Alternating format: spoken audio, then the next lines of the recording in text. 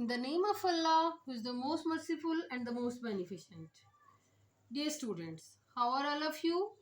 Hope you all will be fine by the grace of Allah Almighty and taking keen interest in your studies. I'm Sumaira Nasir, your favorite English teacher on your favorite YouTube channel for Tenses Learning. Students, मैं अपने हर lecture में आप लोगों के साथ कोई ना कोई छोटी सी अच्छी बात ज़रूर शेयर करती हूँ, क्योंकि मोरली वैल्यूज़ के अकॉर्डिंग अगर आप लोगों को कोई भी बात समझा दी जाए तो बाज़ औक़ात बच्चों के माइंड में एक छोटी सी बात जो टीचर ने समझाई हो वो रह जाती हैं और वो अपनी लाइफ में उसको जो है इम्प्लीमेंट कर रहे होते हैं और उनकी लाइफ बेटर हो जाती है। नो डाउट लर्निंग भी बहुत इंपॉर्टेंट होती है, लेकिन इसके साथ साथ आपकी मोरल वैल्यूज़ भी बहुत अच्छी होनी चाहिए। तो आज की अच्छी बात है ऑलवेज स्पीक ट्रूथ, यानी कि हमेशा सच बोलें। ऑलवेज स्पीक ट्रूथ का मतलब होता है हमेशा सच बोलें और झूठ से इज्तनाब करें। इज्तनाब करने का मतलब होता है बचना, ठीक है, झूठ ना बोलें। ये छोटी छोटी बातें हमें ज़िंदगी में बहुत ज़्यादा सक्सेसफुल बना देती हैं।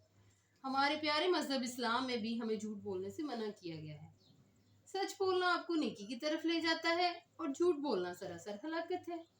सो always try to speak truth and don't tell a lie. It is said that truth is bitter, but you have to speak truth in every situation.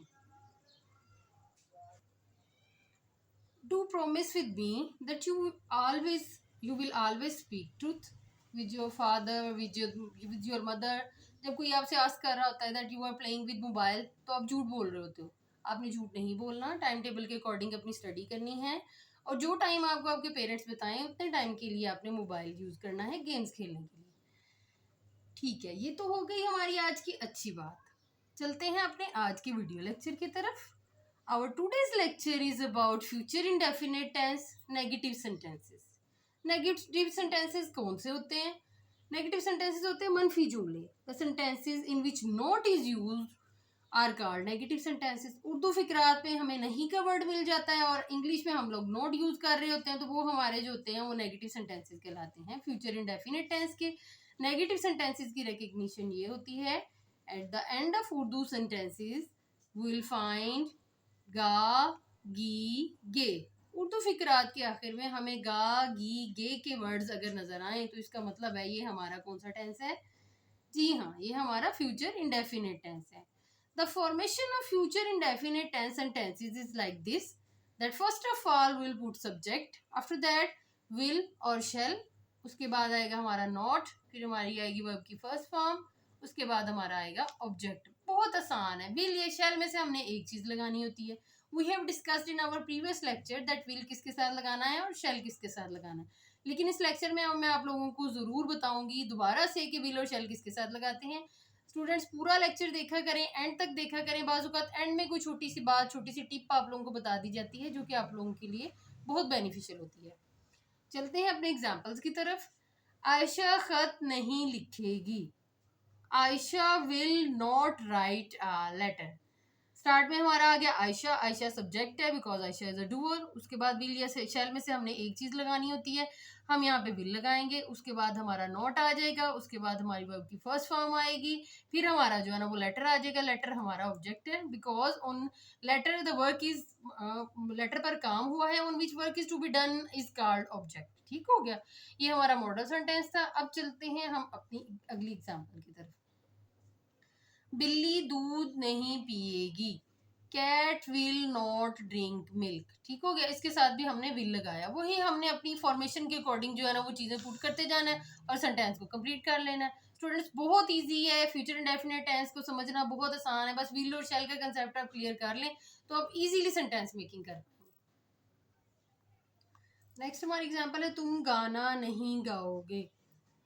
You will not sing a song. Student ज़रूरी नहीं है कि आप किसी class में पढ़ रहे हो, मतलब 2 ऑनवर्ड 10 क्लास में या किसी भी क्लास में आप पढ़ रहे हो तो फिर ही आप ये टेंसेज लर्निंग करेंगे। बाज़ औक़ात आप जब पढ़ चुके होते हैं तो आपको डिफरेंट जो है कम्पिटिटिव एग्जाम्स देने होते हैं, तो उसके लिए भी ये टेंसेज वगैरह बहुत बेनिफिशियल होते हैं, क्योंकि बेस जो है ना इंग्लिश की वो आपके टेंसेज होते हैं। और लर्निंग के लिए तो कोई भी एज नहीं होती, you can learn at any part of age. आप किसी भी उम्र के हिस्से में जो है ना वो आप लर्निंग कर सकते हैं, और जो इंसान लर्निंग करता रहता है ना वो बहुत सक्सेसफुल होता है। ठीक हो गया। अब नेक्स्ट है, हम अगली एग्जाम्पल की तरफ चलते हैं। हम चिड़ियाघर की सैर को नहीं जाएंगे। We shall not go to visit zoo. अब वही के साथ हमने क्या लगाया, शेल। पिछले लेक्चर में मैंने आपको बताया था ना, आई और वही के साथ हमारा क्या लगता है, शेल, और बाकी सब के साथ हमारा क्या लगेगा, विल। द मोस्ट इजीएस्ट इसकी जो है विल और शेल का आपको यूज आ जाए, बस आपके लिए फ्यूचर इंडेफिनिट टेंस बनाना बहुत इजी हो जाएगा। ठीक हो गया। अब आगे चलते हैं, मैं स्कूल नहीं जाऊंगी, अगली हमारी एग्जांपल है। अब नहीं का वर्ड आ गया ना, इसका क्या मतलब है, ये हमारे नेगेटिव सेंटेंसेस हैं। हमने नेगेटिव सेंटेंसेस की फॉर्मेशन को लर्न करना है, फिर उसके अकॉर्डिंग इसको बनाना है।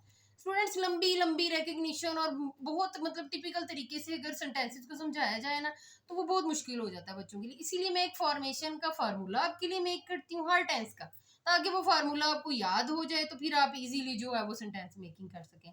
इंशाल्लाह जब हमारे ये टेंसेस कंप्लीट होंगे, तो then I will share tenses chart with all of you. ठीक है, एक ही पेज के ऊपर सारे हमारे टेंसेस होंगे, फिर आप वहां से इजीली लर्न कर पाओगे। मतलब सारे टेंसेस को शॉर्ट फॉर्म में एक ही टेंसेस चार्ट के ऊपर मैं आप लोगों को एलैबोरेट करूंगी। फिर आप लोग जब भी कोई भी एग्जाम हो, आपका कोई भी मसला, आप उस टेंसेस चार्ट को आप रिवाइज करें जस्ट, और आप लोगों के सारे टेंसेस जो हैं विद इन 5 मिनट्स जो है वो रेडी होंगे। ठीक हो गया। और आगे है हमारा, मैं स्कूल नहीं जाऊंगी की हमारी ट्रांसलेशन होगी, इंग्लिश ट्रांसलेशन कुछ इस तरह होगी, I shall not go to school. देखिए, आई और वी के साथ हमारा शैल लगा, बाकी सब के साथ हमारा विल लगेगा। वेदर वो हमारा ही है, शी है, इट है, दे है, सिंगुलर नेम है, या फिर हमारा प्लूरल नेम है। प्लूरल नेम का मतलब होता है दो जो नाम होते हैं, for example Ahmad and Ali, 2 names हो गए ना, तो प्लूरल नेम्स के साथ भी हमने विल ही लगाना है। ठीक है। Hope you understand my lecture very well.